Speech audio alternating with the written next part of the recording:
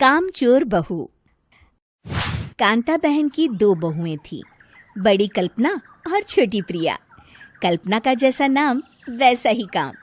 सारा दिन कल्पनाओं में रहती, ना कोई काम करती ना कोई धाम। अरे कल्पना बहू, जरा अच्छी सी चटनी पीस दे, आज कुछ मजेदार खाने का मन है। पेट में जलन हो जाएगी माँ जी बुढ़ापे में, और वैसे भी मेरा काम करने का वक्त शाम का है, अब प्रिया को ही बोल दो। इतना कहकर कल्पना वहां से चली जाती है। कांता कल्पना के ऐसे रवैये से काफी परेशान रहती हैं। मैं बना देती हूँ माँ चटनी, ऐसा बोलकर प्रिया माँ को चटनी बनाकर प्लेट में खाने को देती है कि तभी वहां कल्पना आ जाती है। अरे वाह चटनी, जरा चख कर तो देखूं, बड़े दिन हो गए। अरे नहीं बहू, तू तो रहने ही दे चटनी खाना, पेट में जलन हो जाएगी।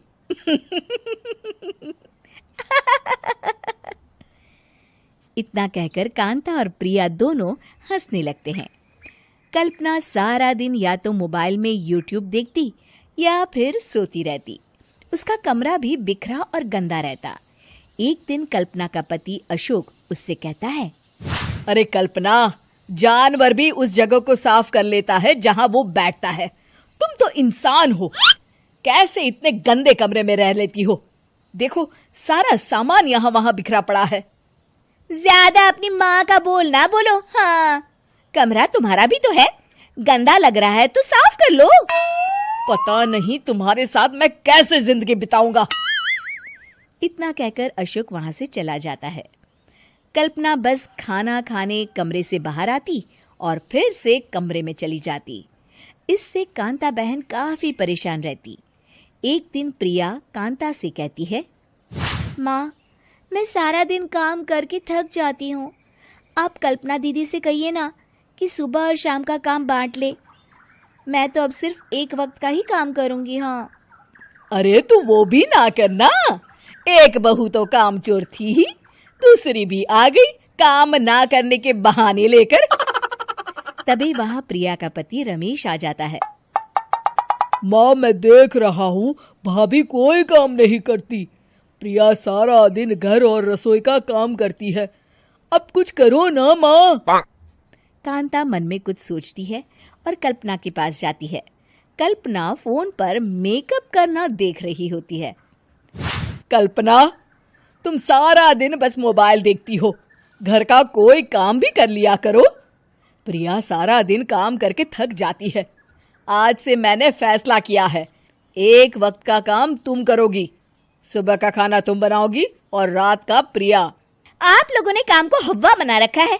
अरे पता नहीं थोड़ा सा ज्यादा काम करने में आप लोग घबरा क्यों जाते हैं। और हाँ, बहुत ज्यादा प्रिया की तारीफ मत करिए मेरे सामने, बड़ी बहू तो मैं ही रहूंगी। मैं कुछ नहीं जानती, कल सुबह मुझे वक्त से खाना चाहिए, रसोई में आ जाना, वरना कल से तुझे खाना नहीं मिलेगा। अगली सुबह कल्पना रसोई में नहीं आती है। वो देर से सोकर उठती है और बाहर आकर कहती है, अरे भूख लगी है, आज खाने में क्या है? इतनी देर हो गई, आज किसी ने मुझे उठाया भी नहीं, पता नहीं कहाँ है सब। कल्पना को घर में कोई नहीं दिखता। वो रसोई की तरफ जाती है जहां बड़ा सा ताला लगा होता है।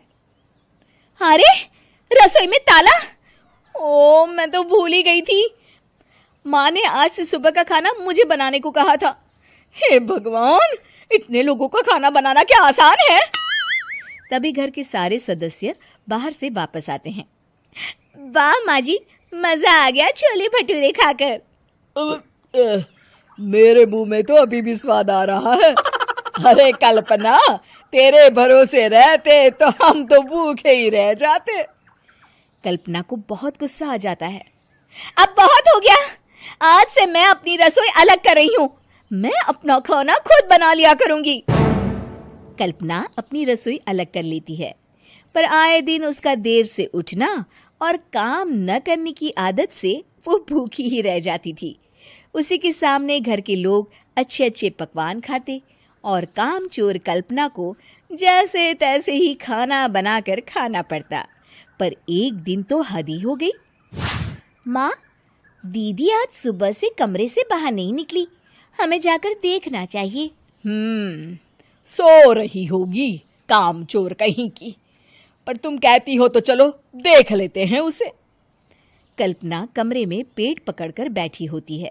हाय मेरा दर्द, पेट दर्द के मारे मर रही हूं मैं।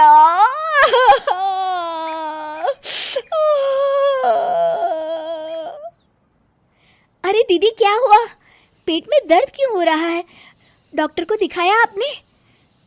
माँ, कल्पना खड़ी होती है और माँ जी के पास आती है। मुझे माफ कर दीजिए, अब से मैं सारे काम में मदद करूंगी, कभी आलस और काम चोरी नहीं करूंगी। हाँ हाँ, वो तो ठीक है, लेकिन अचानक क्या हो गया जो तू काम करने को तैयार हो गई? कामचोर कल्पना। माँ, लगातार बासी और उल्टा पुल्टा खाना खाने के कारण मेरे पेट में इन्फेक्शन हो गया है। काम न करना पड़े इसलिए मैं 2 दिन का खाना एक दिन ही बना लेती थी। बासी और खराब खाना खाने के कारण लेने के देने पड़ गए। पेट में दर्द हो रहा है। चलो अच्छा हुआ, देर आए दुरुस्त आए।